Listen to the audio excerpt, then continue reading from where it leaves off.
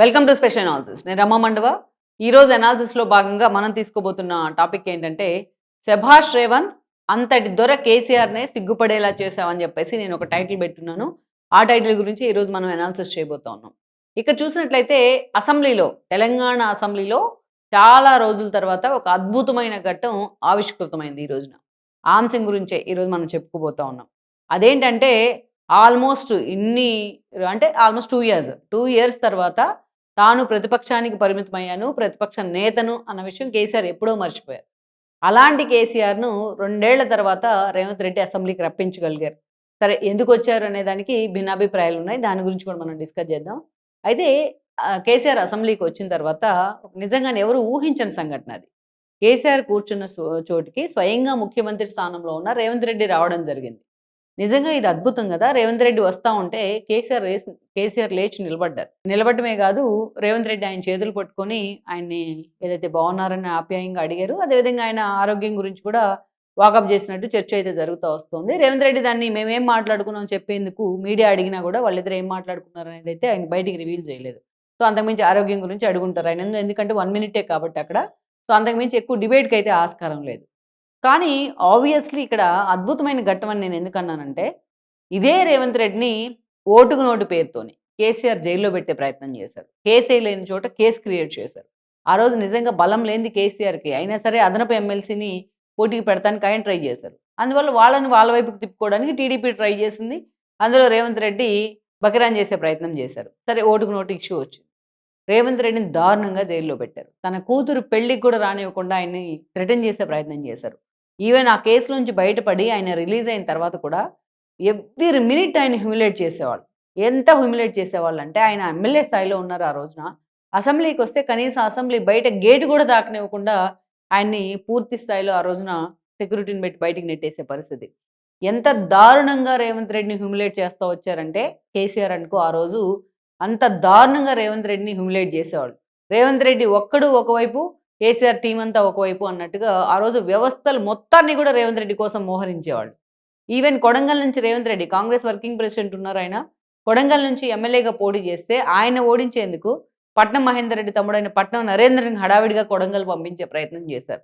చేసి వ్యవస్థలు మొత్తాన్ని మోహరించి ఆ రోజు రేవంత్ రెడ్డిని ఓడిపోయేలాగా చేస్తే, తాను ఓడిపోయిన కొద్ది రోజుల్లోనే మళ్ళా ఎంపీ ఎలక్షన్స్‌లో పట్టుబట్టి మరీ ఆయన మల్కాజ్గిరి టికెట్ తెచ్చుకొని ఆ రోజున ఎంపీ కావడం జరిగింది.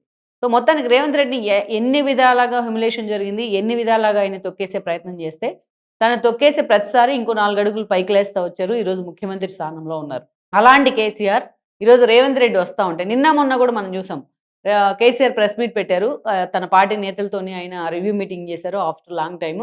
వచ్చిన తర్వాత ఆయన ఆ మీటింగ్‌లో తోలు తీస్తాను ముఖ్యమంత్రిని, తొక్క తీస్తానంటూ కూడా మాట్లాడారు ఒక ముఖ్యమంత్రి స్థాయి వ్యక్తిని. సేమ్ రేవంత్ రెడ్డి కూడా అదే భాష మాట్లాడితే ఈరోజు రేవంత్ రెడ్డిని చాలా దారుణంగా ట్రోల్ చేసే ప్రయత్నం చేస్తోంది బీఆర్ఎస్ మీడియా కావచ్చు, సోషల్ మీడియా కావచ్చు. అయితే ఒక ముఖ్యమంత్రి స్థాయిలో ఉన్న వ్యక్తి కనీసం ఆ చైర్ కన్నా గౌరవం ఇవ్వాలి. ఆ స్థాయిలో అంత దారుణంగా కేసీఆర్ ప్రవర్తించిన తర్వాత రేవంత్ రెడ్డి అంతే వైల్డ్‌గా రియాక్ట్ అయ్యారు. అయితే ఎదురెదురు పడిన సమయంలో రేవంత్ రెడ్డి తాను ముఖ్యమంత్రిని అన్న ఇగోను కూడా పక్కన పెట్టి ఆయన కేసీఆర్ దగ్గరికొచ్చిన విషయం ఏదైతే ఉందో నిజంగా అది అద్భుతం. ఎవరైనా సరే రేవంత్ రెడ్డి తీరును ఒప్పుకోవాల్సిందే ఇక్కడ. ఎందుకంటే గతంలో నిజంగా ఆయనకి కోపం ఉండుంటే తనెప్పుడు చాలా సార్లు చెప్పారాయన, వెండెట్టా పాలిటిక్స్ నేను చేయను. కేసీఆర్ ఫార్మ్ హౌస్‌లో ఉండి చుట్టూ భద్రతా పోలీసులను పెట్టుకున్నారు. వాళ్ళు నా ప్రభుత్వం మనుషులే. ఇంతకన్నా పెద్ద శిక్ష ఏముంటుంది కేసీఆర్‌కి అంటూ కూడా మాట్లాడుతా వచ్చారు. ఈ విషయంలో కొంత కాంగ్రెస్ క్యాడర్‌లో అసంతృప్తి ఉంది. తమను కేసులు పెట్టి వేధించి ఇన్ని చేసిన కేసీఆర్‌ను రేవంత్ రెడ్డి ఎందుకు వదిలేస్తున్నారు అనేసి. కానీ ఎక్కడ నెగ్గాలో కాదు, ఎక్కడ తగ్గాలో అనేది చాలా సార్లు రేవంత్ రెడ్డి ప్రూవ్ చేశారు. తాను ముఖ్యమంత్రి అయిన రోజునే ముఖ్యమంత్రిగా ప్రమాణ స్వీకారం చేస్తా ఉంటే కేసీఆర్ ఫార్మ్ హౌస్‌లో పడి తుంటి వరకు కొట్టుకున్నారు. స్వయంగా ముఖ్యమంత్రి స్థానంలో ఉన్న రేవంత్ రెడ్డి వెళ్లి ఆయన్ని పరామర్శించి, అంతేకాదు అక్కడ ఏర్పాట్ల మీద కూడా హాస్పిటల్‌తో యాజమాన్యంతో మాట్లాడి ఆ రోజు రావడం అనేది కాదు నిజంగా అది ఇంకొక అద్భుతం. సో, దాని నుంచి మర్చిపోలేదు. ఇంకా కేసుల గురించి వచ్చినప్పుడల్లా ఇదే మాట్లాడుతా ఉన్నారు రేవంత్ రెడ్డి. అయితే ఇటీవల కేసీఆర్ ఇన్ని రోజుల తర్వాత బయటకొచ్చారు. బయటకొచ్చి ఆయన పార్టీ నేతలతో మాట్లాడే క్రమంలో రేవంత్ రెడ్డిని తోలు తీస్తాను, తొక్క తీస్తానంటూ మాట్లాడిన తర్వాత రేవంత్ రెడ్డి కూడా అంతకంటే వైల్డ్‌గా రియాక్ట్ అయ్యారు. సో, ఆళ్ళ మధ్య ఒక వెండెట్టా రాబోతోంది అనేది కూడా ఒక చర్చ. కేసీఆర్‌కి వస్తున్న నోటీసులు కావచ్చు, కేసులు కావచ్చు. ఇలాంటి సమయంలో ఆయన అసెంబ్లీకొచ్చారు. అసెంబ్లీకి ఎందుకొచ్చారనేది కూడా అందరికీ తెలిసిందే. ఎక్కడ తాను రాకపోతే ఈరోజు ఆయన మీద వేటు పడుతుంది. మళ్ళా బై ఎలక్షన్‌కెళ్ళాలి. ఈరోజు బై ఎలక్షన్‌లో కేసీఆర్ నుంచున్నా కేసీఆర్ వాళ్ళ తాత వచ్చి నుంచున్న ఈరోజు రేవంత్ రెడ్డి రెడీగా ఉన్నారు, రెడీ టు ఫేస్ అన్నట్టు. జూబ్లీ హిల్స్ కానీ అంతకుముందు కంటోన్మెంట్ ఇచ్చిన బూస్ట్తో. సో అలాంటి సందర్భంలో ఈరోజు కేసీఆర్ ఆల్మోస్ట్ 2 ఇయర్స్ తర్వాత అసెంబ్లీలోకి అడుగుపెట్టారు. ఎందుకంటే కేటీఆర్ పెర్ఫార్మెన్స్ ఏంటనేది జూబ్లీ హిల్స్ ఉప ఎన్నికతో తేలిపోయింది. హరీష్ రావుని ఈరోజు అంత ఈజీగా నమ్మే పరిస్థితుల్లో కేసీఆర్ లేరు. సో కవిత ఈరోజు ఉన్న పొరుగు మొత్తాన్ని కూడా రోడ్డు మీద వేస్తూ ఉంది. ఇలాంటి పరిస్థితుల్లో మొత్తానికైతే ఆయన అడుగుపెట్టే ప్రయత్నం చేశారు. మొన్నటి నుంచి ఒక వారం రోజులుగా సింహం వస్తుంది వస్తుంది వస్తుంది, గుంట నక్కలు పారిపోతాయంటే అంటూ కూడా మొత్తం బీఆర్ఎస్ మీడియా, సోషల్ మీడియా కూడా వస్తూ ఉంది రేవంత్ రెడ్డిని ఉద్దేశించి. అసెంబ్లీకి వస్తే ఇంకేముంది, కేసీఆర్ అది చేస్తాడు ఇది చేస్తాడు. మొత్తం కేసీఆర్ ఈరోజు అసెంబ్లీలో కూర్చున్న సమయం ఎంత అంటే ఓన్లీ 2 మినిట్స్. 2 మినిట్స్లో 1 మినిట్ రేవంత్ రెడ్డి వచ్చి మాట్లాడారు, ఇంకొక 1 మినిట్ ఉన్నారు ఆయన అంతే. సైలెంట్గా ఏం మాట్లాడకుండా ఆయన తిరిగి ఫామ్ హౌస్కి వెళ్ళిపోయినారు. ఇదే సింహం వచ్చింది అంటే ఇదే సింహం వచ్చి కూర్చొని 2 మినిట్స్ జస్ట్ అసెంబ్లీని గోత్రు అలా చూసి మళ్ళీ వెళ్ళిపోయింది. ఇది బీఆర్ఎస్ నేతలు ఈరోజు షాక్లో ఉన్నారు. బీఆర్ఎస్ క్యాడర్ కూడా షాక్లో ఉంది. ఇంకొకటి అందరినీ షాక్ గురి చేసిన అంశం ఏంటంటే కేసీఆర్ భాష మీద చాలామంది కాంగ్రెస్ నేతలు వైల్డ్గా రియాక్ట్ అయ్యారు. ఆయన వస్తే ఆయన అంతే ఆడుకుంటారేమో, ఫుట్బాల్ ఆడుకుంటారేమో అసెంబ్లీలో అనుకున్నారు. కానీ దానికి భిన్నంగా, కాంగ్రెస్ యాటిట్యూడ్కి భిన్నంగా, రేవంత్ రెడ్డి తన అగ్రెసివ్ యాటిట్యూడ్కి భిన్నంగా స్వయంగా తానే వెళ్ళి కేసీఆర్ దగ్గరికి వెళ్ళి ఆయన చెప్తానే ఉన్నారు, మీరు అసెంబ్లీకి వస్తే మీ గౌరవానికి మేము ఎక్కడ కూడా భంగం కలిగించాం అని చెప్తానే ఉన్నారు. తాను అన్నమాట ప్రకారం రేవంత్ రెడ్డి స్వయంగా కేసీఆర్ దగ్గరికి వెళ్ళారు, కేసీఆర్కి షేక్ హ్యాండ్ ఇచ్చారు. సో ఇది ఒక అద్భుతమైన ఘట్టం.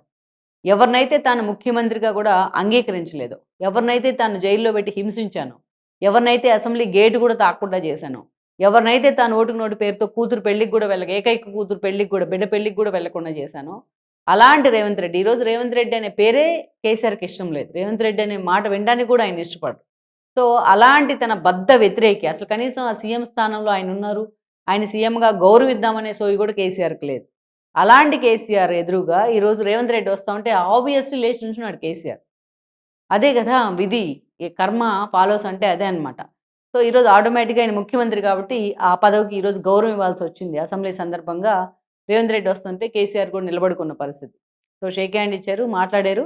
ఎవరు కూడా ఇది ఊహించలా. సాంప్రదాయాలకు భిన్నంగా రేవంత్ రెడ్డి కాంగ్రెస్ సాంప్రదాయాలకు భిన్నంగా నడుచుకున్నారు. ఒక పాజిటివ్ వైబ్ క్రియేట్ చేశారు.